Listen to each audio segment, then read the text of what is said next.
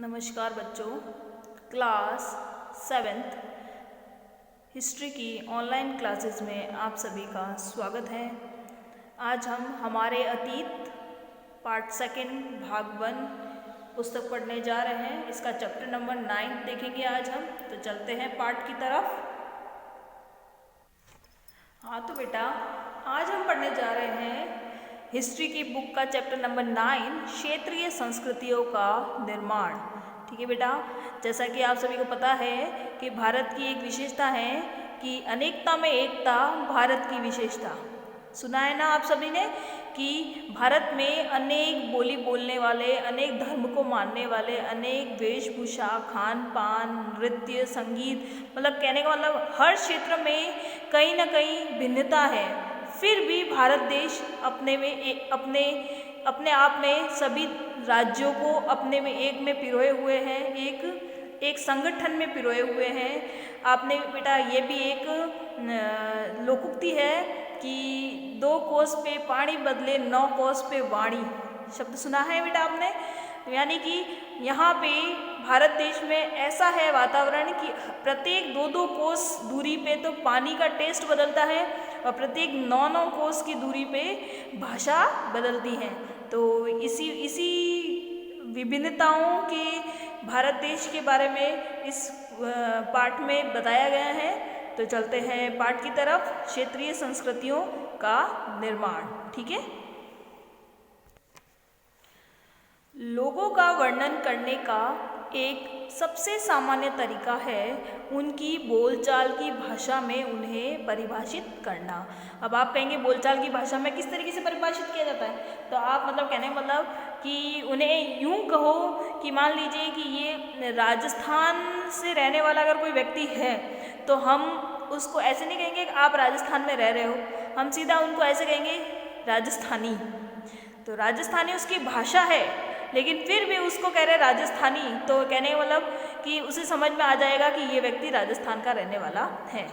जैसे कि जब हम किसी व्यक्ति को तमिल या उड़िया कहते हैं, ठीक है, उड़िया या तमिल कहते हैं, तो आमतौर पे इसका अर्थ होता है कि वह तमिल अथवा उड़िया भाषा बोलता है और तमिलनाडु या उड़ीसा में रहता है। इसी तरह से हम प्रत्येक क्षेत्र को कुछ खास किस्म के भोजन, वस्त्र, काव्य, नृत्य, संगीत और चित्रकला से जोड़ा करते हैं। आपको पता है बेटा कि राजस्थान में है तो राजस्थान में राजस्थानी बोली बोली जाती है, राजस्थानी नृत्य होते हैं, राजस्थानी मतलब गाने गाए जाते हैं। और राजस्थान को भी अलग अलग भागों में बांटते हैं, जैसे शेखावटी है, गोड़वाड़ी है, मेवाड़ी है, मारवाड़ी है, हाड़ौती है। ठीक है, तो इन अलग अलग भागों में बांटा गया। वैसे पूरे भारत देश में भी अलग अलग क्षेत्र हैं जी, अलग अलग राज्यों में अलग अलग प्रकार का खान पान होता है, पहनावा अलग अलग होता है, वहाँ के काव्य अलग अलग होते हैं, नृत्य अलग अलग तरीके के होते हैं, संगीत भी अलग अलग तरीके का होता है। जैसे कि आपको बता दूं मैं कि जैसे कि गुजरात है तो गुजरात में गुजराती खाना खाया जाता है बेटा, और वहाँ का नृत्य कौन सा प्रसिद्ध है, गुजराती नृत्य प्रसिद्ध है। ठीक है, गुजराती बोली बोली जाती है वहाँ पे। ठीक है, और उसी प्रकार से जैसे मराठी लोग हैं तो मराठी में मतलब महाराष्ट्र के जो लोग हैं वो मराठी बोलते हैं और उनका खाना भी अलग है बेटा। और इसके अलावा उनका जो ड्रेस है वो उस कैसे साड़ी पहनते हैं, वो जैसे वैसे ही साड़ी पहनते हैं। ठीक है, अलग तरीके का साड़ी का पहनावा है उनका। ठीक है, और इसके अलावा उनका नृत्य जैसे कि लावणी नृत्य होता है उनका, है ना। इसी तरीके से जैसे कि कश्मीर है तो कश्मीर में वो कश्मीरी ड्रेस पहनते हैं, आपने देखा होगा, वो सर पे एक तरीके का कपड़ा बांधते हैं। ठीक है, और ये सारे आप टेलीविज़न में भी देखते होंगे, इन सारे अलग अलग तरीके के नृत्य हुआ करते हैं उनके। आप दक्षिण में चले जाओ तो दक्षिण में कथकली, ये सारे नृत्य हुआ करते हैं। ठीक है, तो अब चलते हैं आगे। कभी कभी हम इन अस्मिताओं को मान कर चलते हैं और सोचते हैं कि ये युगांतरों से अस्तित्व में है, किंतु भिन्न भिन्न क्षेत्रों के बीच विभाजक सीमाओं के बनने में समय की भूमिका रही है, जिन्हें हम आज क्षेत्रीय संस्कृतियाँ समझते हैं। समझ में आया? समय समय की बात है बेटा, अलग अलग क्षेत्र में जो बीच बीच में जो सीमाएं बन गई है ये समय से बनी है, अलग अलग समय में बनी है। पहले दो क्षेत्र अलग, एक जैसे अभी अभी आप मान लीजिए जैसे कि पहले आंध्र प्रदेश पूरा एक राज्य माना जाता था, लेकिन उसकी जनसंख्या वृद्धि और वो क्षेत्र बहुत बड़ा होने के कारण उसके दो टुकड़े कर दिए गए, उसे दो भागों में बांट दिया गया, जिसमें से एक तो आंध्र प्रदेश ही रह गया और दूसरा भाग उसका तेलंगाना बना दिया गया, उसे भी एक अलग राज्य का दर्जा दे दिया गया।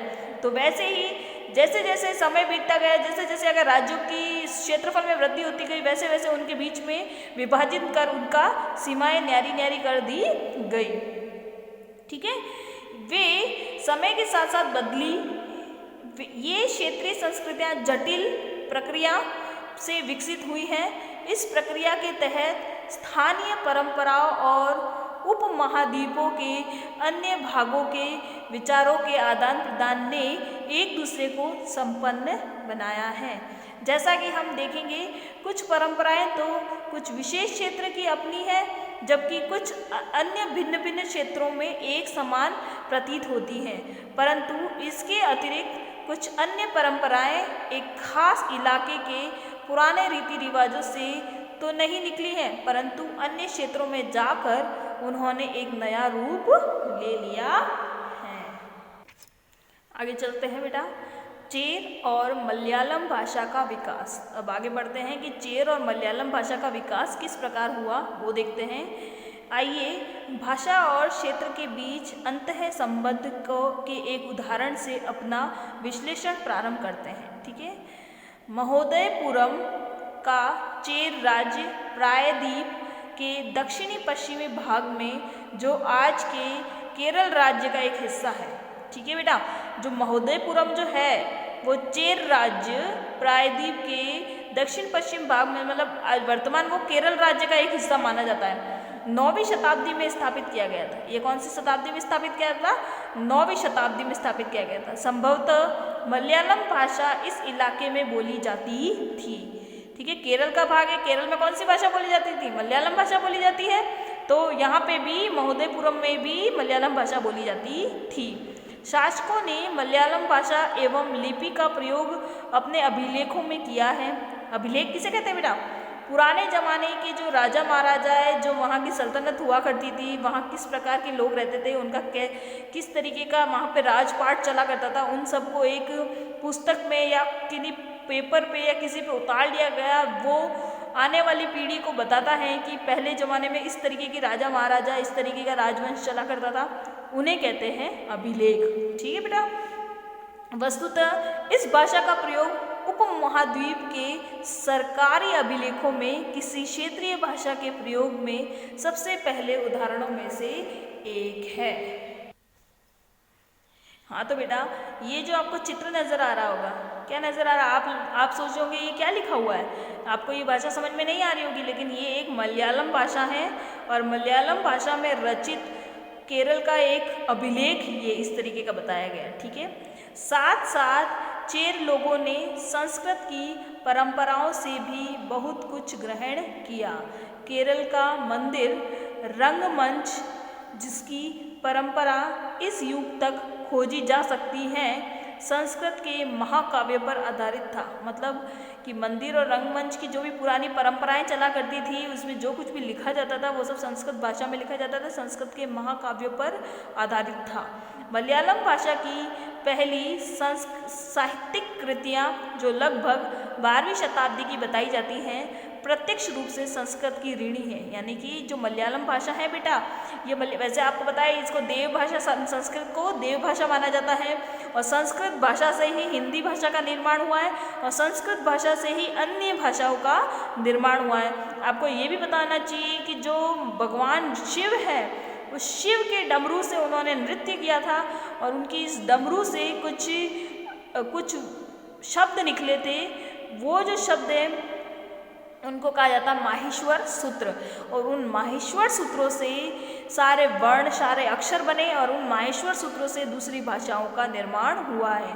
तो कहने का मतलब ये यहाँ बताया कि संस्कृत का ऋणी है, तो इसका मतलब ये है कि जो मलयालम भाषा है वो संस्कृत से ही निकली हुई है। यह भी एक काफ़ी रोचक तथ्य है कि 14वीं शताब्दी का एक ग्रंथ लीला तिलकम, अंडरलाइन कीजिएगा, 14वीं शताब्दी का ये ग्रंथ है लीला तिलकम, जो व्याकरण तथा काव्य शास्त्र विषयक है। मणिप्रवालम शैली में लिखा गया है। किस शैली में लिखा गया? मणिप्रवालम शैली में लिखा गया है। ये कहाँ की शैली है? केरल की शैली है। और मणिप्रवालम का शाब्दिक अर्थ होता है हीरा या मूंगा। बेटा हीरा या जो मूंगा होता है ये बेशकीमती पत्थर होते हैं। आपने सुना होगा हीरा, डायमंड, और मूंगा रूबी। मूंगा किसको कहते हैं? रूबी को कहते हैं। ठीक है, इंग्लिश में रूबी सुना होगा, लाल रंग का पत्थर होता है ये। और हीरा जो चमकदार बहुमूल्य कीमती बेशकीमती पत्थर होता है। तो मणिप्रवालम शब्द का अर्थ होता है हीरा या मूंगा, जो यहाँ दो भाषाएं संस्कृत तथा क्षेत्रीय भाषा के साथ साथ प्रयोग की ओर संकेत करता है। यानी कि यहाँ की जो दो भाषाएं थी उनकी ओर ये इंगित करता है, संकेत करता है, हीरा और मूंगा भाषा। समझ में आया? मणिप्रवालम। यहाँ एक क्वेश्चन बनता है मणिप्रवालम क्या है, तो हमें बतानी है मणिप्रवालम 14वीं शताब्दी की एक शैली है, लिखित शैली है, जिसका अर्थ होता है हीरा और मूंगा। समझ में आ गया? अब चलते हैं आगे की तरफ। शासक और धार्मिक परंपराएं जगन्नाथी संप्रदाय। ठीक है, जगन्नाथ शब्द का अर्थ क्या होता है बेटा? जगन्नाथ शब्द यानी कि जगत के नाथ। यहाँ पे संधि है, जगत के नाथ। और जगत के नाथ किसे माना जाता है? जगत का, इस संसार को बनाने वाले किसे माना जाता है? विष्णु को माना जाता है। समझ में आया? तो ये जगन्नाथी संप्रदाय, इसके बारे में हम पढ़ेंगे। अन्य क्षेत्रों में क्षेत्रीय संस्कृतियाँ क्षेत्रीय धार्मिक परंपराओं से विकसित हुई थी। इस प्रक्रिया का सर्वोत्तम उदाहरण है पूरी उड़ीसा के जगन्नाथ संप्रदाय। अभी जगन्नाथ संप्रदाय, जगन्नाथ शब्द का अर्थ होता है दुनिया का मालिक, जो विष्णु को पर्यायवाची है। विष्णु भगवान को जगन्नाथ कहा जाता है। आज तक जगन्नाथ की काष्ठ प्रतिमा, काष्ठ यानी लकड़ी, काष्ठ यानी लकड़ी की प्रतिमा स्थानीय जनजाति यानी कि स्थानीय जो लोग, वहाँ पे रहने वाले जो लोग हैं, उन लोगों द्वारा बनाई जाती थी, जिसमें यह तात्पर्य निकलता था कि जगन्नाथ मूलतः एक स्थानीय देवता थे, जिन्हें आगे चलकर विष्णु का रूप मान लिया गया। समझ में आया? कहा जाता था कि पहले जगन्नाथ जी की मूर्ति जो होती थी, वहाँ के स्थानीय लोग लकड़ी की मूर्ति बनाया करते थे, इसलिए लोग वहाँ उनको पूजा करते थे और कहा जाता था कि जगन्नाथ एक भगवान है। फिर बाद में जब लोगों ने ज़्यादा इसकी आस्था होने लगी तो कहा गया कि ये विष्णु का रूप है, जगन्नाथ जो है विष्णु का रूप है। जबकि सही बात तो यह है कि जगन्नाथ का अर्थ ही विष्णु होता है। समझ में आ गया? यहाँ तक सबको समझ में आ गया होगा। अब चलते हैं आगे की तरफ। 12वीं शताब्दी में गंग वंश के एक अत्यंत प्रतापी राजा अनंत वर्मन की पुरी में पुरुषोत्तम जगन्नाथ के लिए एक मंदिर बनवाने का निश्चय किया था। अंडरलाइन करना है आपको, ये पूछा जाएगा 12वीं शताब्दी के गंग वंश के प्रतापी राजा कौन थे? तो क्या है? अनंत वर्मन, जिन्होंने पुरी में पुरुषोत्तम जगन्नाथ, पुरुषोत्तम यानी पुरुषोत्तम शब्द का अर्थ होता है पुरुषों में उत्तम जगन्नाथ विष्णु का मंदिर बनवाने का उन्होंने निश्चय किया था। उसके बाद 1230 में राजा अनंग भीम तृतीय ने अपना राज्य पुरुषोत्तम जगन्नाथ को अर्पित कर दिया और स्वयं को जगन्नाथ की प्रतिनियुक्ति घोषित कर दी गई। उन्होंने यूँ कहा, उन्होंने अपना जितना भी जो राजा अनंग भीम जो था, जो तृतीय, उन्होंने अपना सारा राजपाट जो था वो जगन्नाथ भगवान को सौंप दिया और कहा गया है कि बस मैं अब इनका प्रतिनियुक्ति यानी मैं उनका दास हूँ, मैं उनका दूत हूँ। समझ में आ गया? यहाँ तक सबको समझ में आ गया? ज्यों-ज्यों इस मंदिर को तीर्थ स्थल यानी तीर्थ यात्रा के केंद्र के रूप में महत्व प्राप्त होता गया, सामाजिक तथा राजनीतिक मामलों में भी इसकी सत्ता बढ़ती गई। यानी कि कहने मतलब ये इतना फेमस होता गया मंदिर, इतना सुंदर था ये मंदिर कि लोग दूर दूर के लोग इसे देखने के लिए आया करते थे। तो वो एक तीर्थ स्थल तो बन ही गया था, साथ के साथ यात्रा के केंद्र के साथ साथ एक सामाजिक और राजनीतिक मामलों में भी इसकी सत्ता बढ़ती गई थी। जिन्होंने भी उड़ीसा को जीता, ये कहाँ बना हुआ था? उड़ीसा में बना हुआ था, मतलब पुरी में बना हुआ था। और पुरी कहाँ का था? उड़ीसा का था। ठीक है, तो जिन जिन व्यक्तियों ने उड़ीसा पे राज किया, जिन जिन ने युद्ध में उड़ीसा को जीता, जैसे मुगल, मराठे और अंग्रेजी ईस्ट इंडिया कंपनी जो आपको पता है अंग्रेजों की आई थी, सबने इस मंदिर पर अपना नियंत्रण स्थापित करने का प्रयत्न किया। मतलब उनका मानना यूँ था कि अगर इस मंदिर पे स्थापित कर दिया यानी पूरा राज्य उनके अंडर में हो गया, ऐसा उनका मानना था। इसलिए जिन जिन लोगों ने यानी कि उड़ीसा में मुगलों, मराठों और ईस्ट इंडिया कंपनी के अंग्रेजों ने अपना शासन किया था और उन्होंने इस मंदिर पे अपना वर्चस्व बिठाने की कोशिश की। वे सब यह महसूस करते थे कि मंदिर पर नियंत्रण प्राप्त करने से स्थानीय जनता में उनका शासन स्वीकार्य हो जाएगा। अगर मंदिर पे नियंत्रण हो गया और इस मंदिर के भक्त कौन थे? स्थानीय जनता, तो इसका मतलब स्थानीय जनता पर भी हमारा शासन हो जाएगा। समझ में आ गया बेटा? तो आज की क्लास में इतना ही। हम नेक्स्ट वीडियो से हम ये पढ़ेंगे राजपूत और शूरवीरता की परंपराएं। नेक्स्ट क्लास में हम इस टॉपिक को आगे कंटिन्यू करेंगे। ठीक है, आज की क्लास में इतना ही।